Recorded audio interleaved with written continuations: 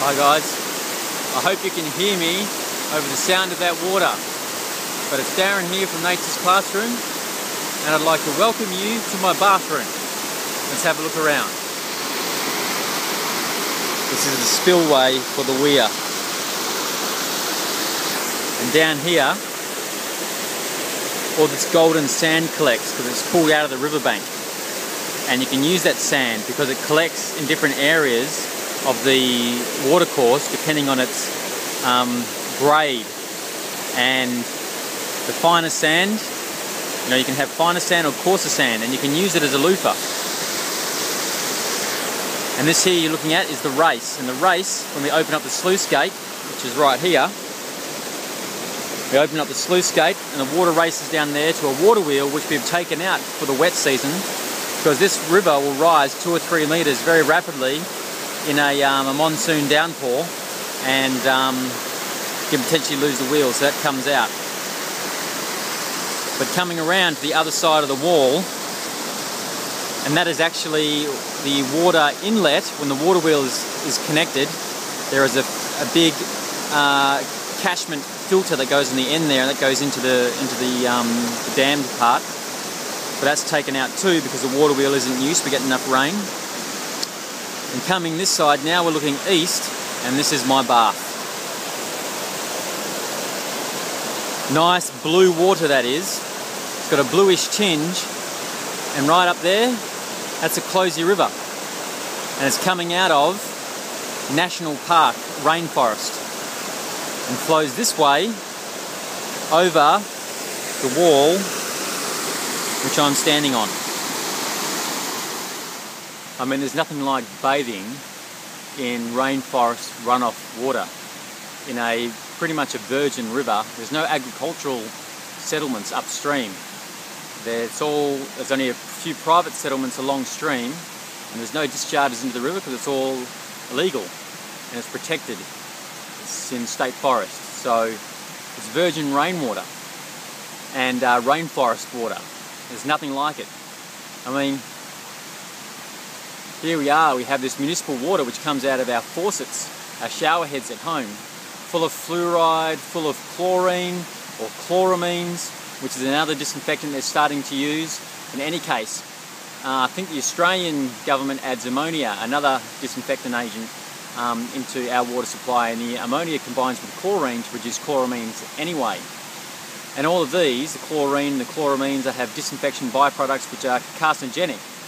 Trihalomethanes is one name which springs to mind. It's a group B carcinogen. There's only one category worse, group A's.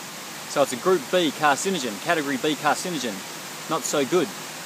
And these things, especially when you turn your hot faucet on, the chlorine gas and the chloramine gas and the ammonia gas, it's all aerosoled. So it comes out as steam and you inhale that into your lungs. So you're pretty much gassing yourself every time you turn on a hot water tap, especially your shower. Chlorine attacks the thymus gland. The thymus gland here in the center of your chest, which is responsible for your immune system modulation and modulating the activity of your immune cells.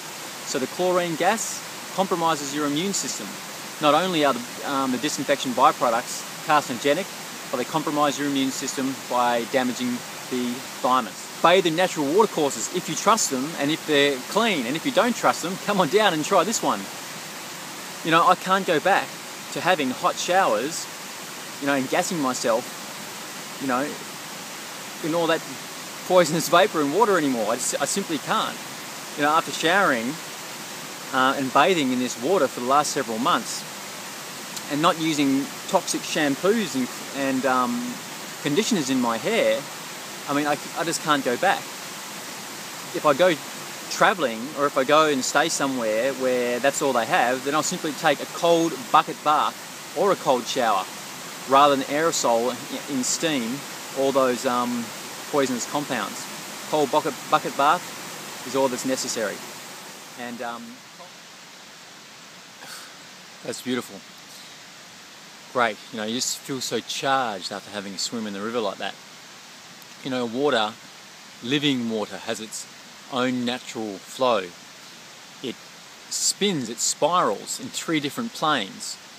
all energy moves in spirals, and everything that's alive, with an energy flow, has to have that spiral motion. And water spirals in three planes. It pitches forward, it yaws, or spins laterally to the in the transverse plane, and then it also has a vorticular, longitudinal spin down the length of the river or the watercourse.